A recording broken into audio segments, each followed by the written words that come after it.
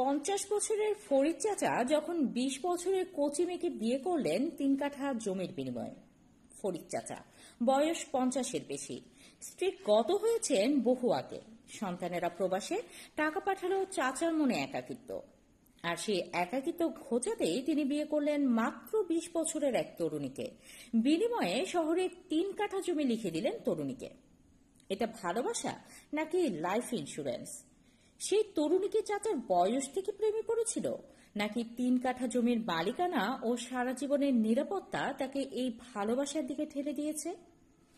এই ঘটনা আমাদের সমাজের এক অপ্রিয় বাস্তবতাকে সামনে নিয়ে এসেছে। মেয়ে হোক 20 বছরের বা 30 বছরের, আজকাল অনেকেই একজন সৎ, স্থিতিশীল, আর্থিকভাবে সুরক্ষিত পুরুষকেই ভালোবাসার সংজ্ঞা মনে করে।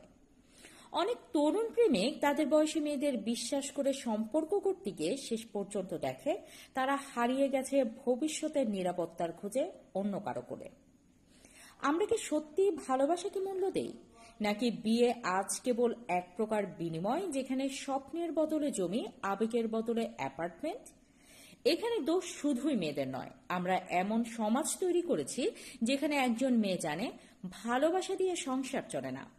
আবার এমন তরুণ প্রজন্ম তৈরি হয়েছে যারা বুঝে গেছে সফল না হলে ভালোবাসাও টিকবে না। তাই ইয়াং ছেলেদের বলছি, স্বপ্ন দেখো ঠিকই, কিন্তু সফল হও আগে, না হলে একদিন নানারা হয়ে যাবে নাতির বয়সী মেয়ের পর, আর তুমি বসে থাকবে একটা চাকরি বা একটা বিয়ের অপেক্ষায়।